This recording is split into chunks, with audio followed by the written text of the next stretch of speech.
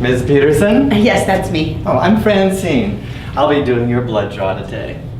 I just need a moment to get set up and then we'll get started, okay? Oh, I thought Dr. Kramer was going to do that. Well, the doctor doesn't usually do the blood draw. That's my job.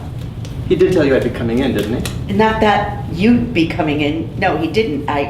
It's just, I'm not comfortable. I don't feel comfortable, you know? Well, okay. Well, we'll get you as comfortable as we can. You know, a lot of people get a bit nervous when it comes to these things. You'll be just fine.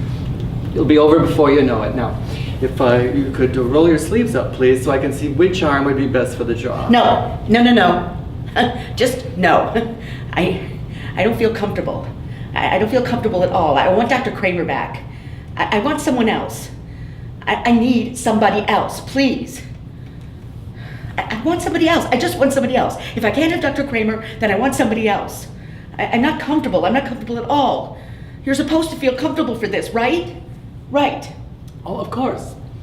Of course, you need to be comfortable. That's our priority. What can I do to make you more comfortable?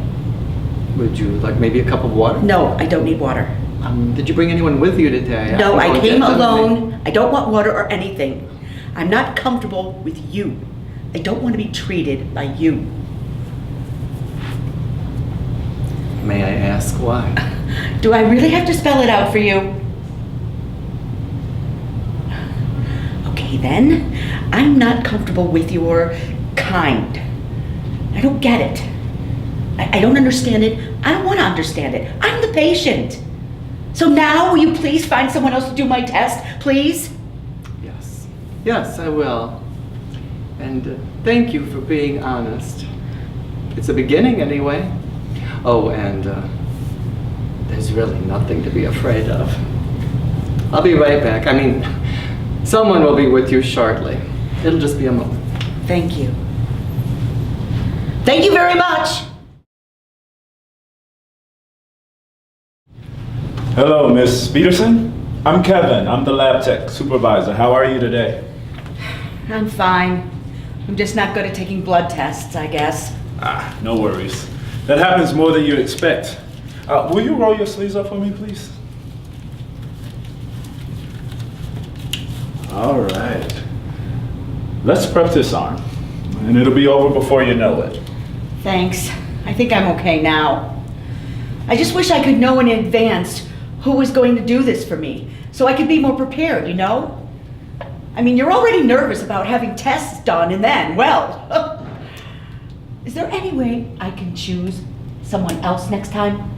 We will certainly figure something out for you.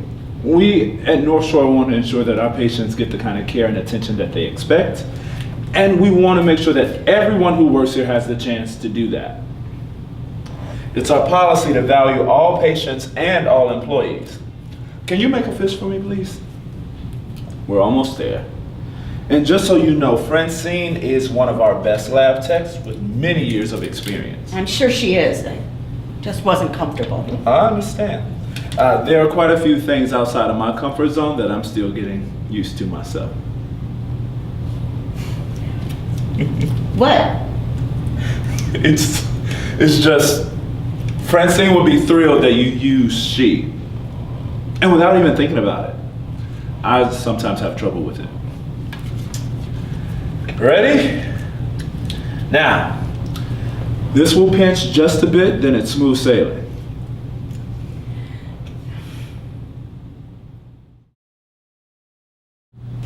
Well, that was interesting. So glad that Francine had me step in when she did, though. That Miss Peterson was not having it. To be honest, she wasn't super thrilled with me either. I tend to call that the old normal. You know, people that have biases against other people and only feel safe in a world with their own kind. Look at me. I get it. I also get that it can be a challenge to deal with a difficult patient like that. Try to figure out what to say to make them comfortable before a procedure and make sure that they receive the most attentive care from us. But for Francine, it's a whole different ball game. You People are just starting to respect and understand what it is to be gay. And now they have to wrap their brains around the whole transgender thing, which to most probably seems like a curious way of life, but not an actual scientific crossing of the wires, if you will. Situations like these that make me wonder how Francine deals with her life day in and day out. I don't know if I could do it. I mean, and it's a shame. She's a really great lab tech, a good person, really knows her stuff and gets the job done. But there's a Miss Peterson that comes along every once in a while who makes me see the inner strength that Francine has to have from the moment she starts her day. She never knows if she will be accepted, when she'll be shunned. I can only imagine how that makes her feel, especially because she's just trying to do a good job and live her life like the rest of us. She's a true hero, Francine, who puts up with a lot of ignorance from people she provides care for, and unfortunately from some people that she works with. People who are averse to transgender people and are a long way from accepting them. I'll admit, it's been a real challenge some days to accept others for who they are and not judge a patient or a coworker too harshly for an outdated ideology or mindset. Look, we all have our biases, and we all have to learn how to effectively handle them. As a team leader, I know I need to be a better ally for Francine. I need to set a better example for the other team members and the patients too, for that matter, on how to be more inclusive in our respect for each other. Francine is really good at coming to me when these situations arise, but I need to find more ways that I can support her without alienating a patient or shaming another team member. To be fair, I probably should not have pointed out that Francine would have been thrilled that Miss Peterson used the right pronoun for her, because it could be misconstrued that I wasn't taking the patient's complaint seriously, but I felt I needed to stand up for Francine. And Miss Peterson did say she. So maybe without her knowledge, she's already well on her way to at least tolerating medical care from someone outside of her comfort zone. I mean, why would we hire somebody if we didn't believe in their medical skills? And if we obviously accept all different kinds of patients, why wouldn't we have all different kinds of medical staff to treat those patients? It just kills me that she's so anti-Francine, but used the right pronoun. And I accept Francine wholeheartedly for who she is and still get it wrong sometimes. Like, man.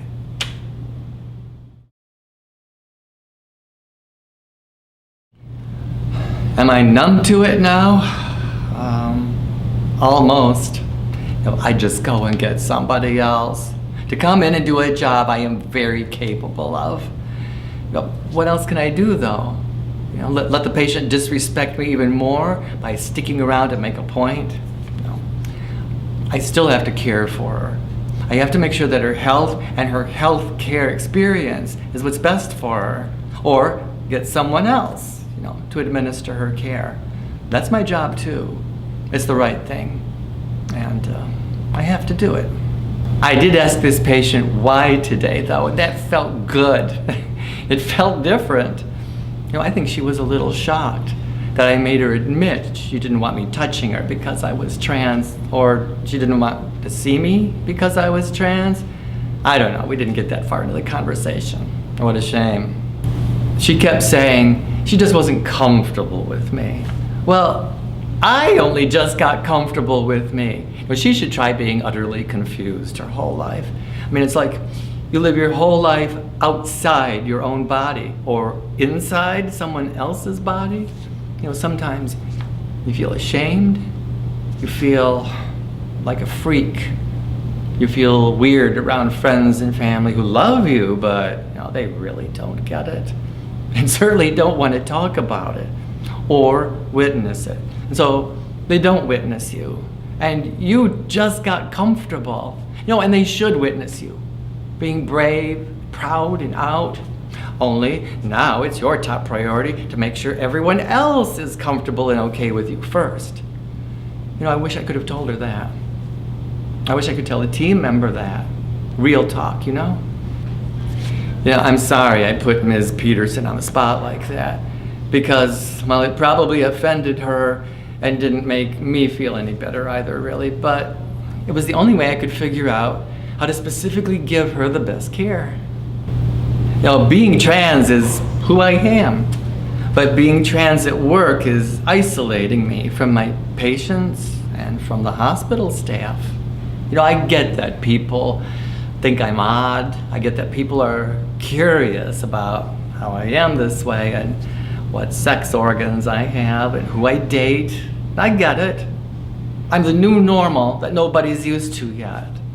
I get it. I've told Kevin that I really don't mind when people fumble around a bit, figuring out pronouns and stuff. That takes time and actually talking to me a bit in order to make those normal mistakes. It's okay.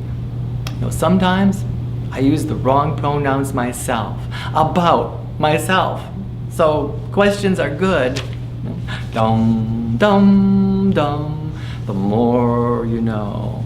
See, the more you know I'm not a circus. I'm a human. I have feelings. My patients need to get that. My coworkers need to get that. Otherwise, I may as well be on a deserted island, working together with no one in order to care for nobody.